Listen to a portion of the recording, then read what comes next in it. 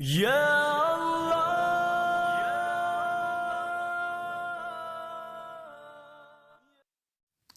السلام علیکم ورحمۃ اللہ وبرکاتہ۔ ارشاد باری تعالی ہے، یا ایہا الذین آمنوا کتب علیکم الصیام کما کتب علی الذین من قبلکم لعلکم تتقون۔ اے ایمان والو، تم پر روزہ فرض کیا گیا ہے جیسا کہ تم سے پہلے لوگوں پر فرض کیا گیا تھا، تاکہ تم پرہیزگار بن جاؤ۔ اگر آپ نے ہمارا ابھی تک چینل سبسکرائب نہیں کیا تو جلدی سے سبسکرائب کر لیں اور بیل آئیکن ضرور کلک کریں تاکہ ہماری ہر نئی آنے والی ویڈیو آپ کو موصول ہوتی رہے۔ اس آیت کریمہ سے معلوم ہوا کہ روزہ ان احکامات شرعیہ میں سے ہے جن کا ذکر سابقہ آسمانی ادیان میں موجود ہے۔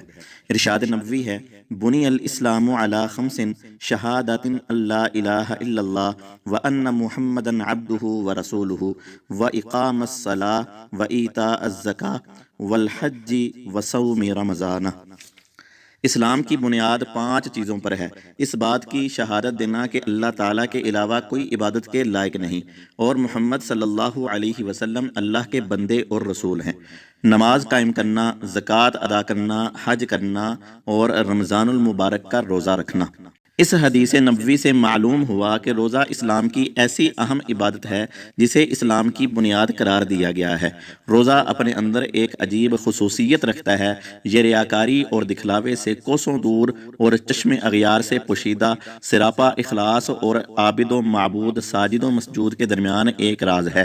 اس کا علم روزہ دار اور حق تعالی کے سوا کسی دوسرے کو نہیں ہوتا۔ جیسے دیگر عبادات، نماز، حج، جہاد وغیرہ ایک ظاہری حیت اور صورت ہوتی ہے، روزے کی اس طرح کوئی ظاہری شکل و صورت موجود نہیں، جس کی وجہ سے کوئی دیکھنے والا اس کا ادراک نہیں کر سکتا۔ جیسے روزہ رازق اور مرزوق، مالک اور مملوک کے درمیان ایک راز ہے، اسی طرح اس کے ثواب اور بدلہ کا بھی عجیب معاملہ ہے۔ اللہ تعالیٰ روزے کا بدلہ اور ثواب جب عطا کرے گا تو فرشتوں کو ایک طرف کر دے گا اور اس کا اجر و ثواب خود عطا کرے گا۔ حضرت ابو ہریرہ رضی اللہ تعالی عنہ ارشاد نبوی نقل فرماتے ہوئے کہتے ہیں، کل عمل ابن آدم یضاعف الحسنۃ بعشر امثالها الى 700 ضعف قال اللہ تعالی الا الصوم فانہ لی وانا اجزی بہ یدع شہوتہ وطعامہ من اجلی۔ یہ حدیث بخاری کتاب الصوم کے اندر 1904 نمبر ہے اور مسلم کتاب الصیام کے اندر 1151 ہے۔ آدم کے بیٹے کے تمام اعمال بڑھا دیے جائیں گے، ایک نیکی 10 گنا سے 700 تک۔ اللہ تعالیٰ فرمائے گا، مگر روزہ میرے لیے ہے اور میں ہی اس کی جزا عطا کروں گا، اس نے اپنی خواہش اور کھانا میری خاطر ترک کیا تھا۔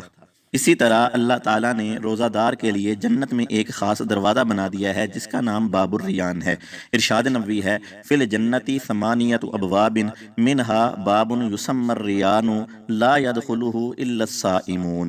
جنت میں 8 دروازے ہیں، ان میں سے ایک دروازے کا نام الریان ہے جس سے روزہ داروں کے علاوہ کوئی داخل نہیں ہوگا۔ ایک اور ارشاد نبوی ہے، اذا دخل شہر رمضان فتحت ابواب السماء وفی روایت فتحت ابواب الجنت وغلقت ابواب جہنم وسلسلت الشیاطین۔ جب رمضان المبارک کا مہینہ داخل ہوتا ہے تو آسمان کے دروازے، اور ایک اور روایت میں ہے کہ جنت کے دروازے کھول دیے جاتے ہیں اور جہنم کے دروازے بند کر دیے جاتے ہیں اور شیطان کو جکڑ دیا جاتا ہے۔ مذکورہ بالا احادیث صحیحہ صریحہ سے معلوم ہوا کہ روزہ دار کے لیے جنت کے دروازے اللہ تبارک و تعالی کھول دیتا ہے اور ان کے لیے جنت میں ایک خصوصی دروازہ بھی ہے جسے باب الریان کہتے ہیں۔